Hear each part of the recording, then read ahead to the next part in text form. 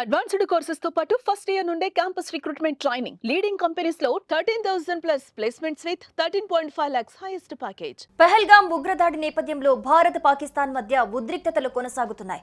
ఉగ్రదాడి కారణంగా ఇరు దేశాల మధ్య వాణిజ్య బంధం సైతం దెబ్బతినింది. ఈ క్రమంలోనే సింధు నది జలాల ఒప్పందాన్ని భారత్ నిలిపేయటంతో రెచ్చిపోయిన పాక్ ఆవేశంతో భారత్తో వాణిజ్య బంధాన్ని తెంచుకుంది. దీంతో అసలుకే ఎసరొచ్చే పరిస్థితిని తెచ్చుకుంది.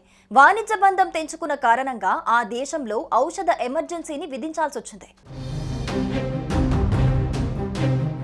భారత్తో వాణిజ్య బంధాన్ని తెంచుకున్న పాకిస్తాన్కు ఔషధాల పరంగా ఎదురు దెబ్బ తగిలింది.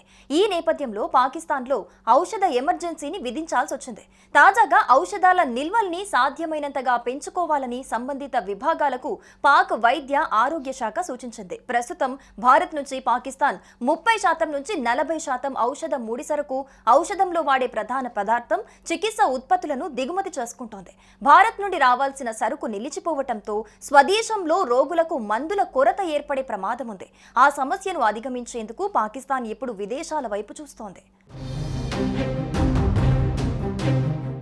భారత్తో వాణిజ్య బంధం తెంచుకున్న ప్రభావం ఔషధ రంగంపై పడిన విషయంలో అధికారికంగా ఎటువంటి నోటిఫికేషన్ వెలువడకున్నా ప్రత్యామ్నాయ ప్రణాళికలు సిద్ధమయ్యాయని పాకిస్తాన్ ఔషధ నియంత్రణ సంస్థ డిఆర్ఏపీ వెల్లడించింది.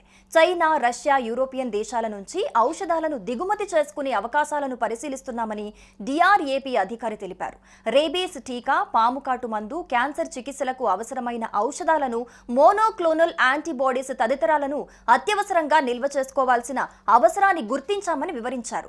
తగు చర్యలు చేపట్టినట్లు కూడా వెల్లడించారు. అయితే ఔషధాల ఎమర్జెన్సీ నేపథ్యంలో పాకిస్తాన్లో బ్లాక్ మార్కెట్ దందా పెరిగే అవకాశం ఉండటంతో అధికారులు ఆందోళనకు గురవుతున్నట్టుగా సమాచారం అందుతోంది. దీనిపై చర్యలు తీసుకునేందుకు కూడా ప్లాన్ చేస్తున్నట్టుగా తెలుస్తోంది. మరోవైపు పాక్కు ఎప్పటి నుండో అన్ని విధాలుగా సహాయ సహకారాలు అందిస్తున్న చైనా నుండి మరింత ఎక్కువ మెడిసిన్ దిగుమతి చేసుకునేందుకు పాకిస్తాన్ ప్రయత్నాలు మొదలుపెట్టింది. అంతేకాకుండా రష్యాతో పాటు ఇతర యూరోపియన్ దేశాలకు కూడా తమకు అవసరమైన మెడిసిన్ ఆర్డర్లు పెట్టినట్టు వార్తలు వస్తున్నాయి. ఇదే విషయమై డిఆర్ఏపీ స్పందిస్తూ భారత్ నుండి మెడిసిన్ కొనుగోలు చేయకపోవటం వల్ల కలిగే దుష్పరిణామాలను అధికారికంగా ప్రకటించినప్పటికీ ఆ సమస్యను ఎదుర్కొనేందుకు ప్రత్యామ్నాయ మార్గాలు వెతుక్కుంటున్నట్లు అంగీకరించింది.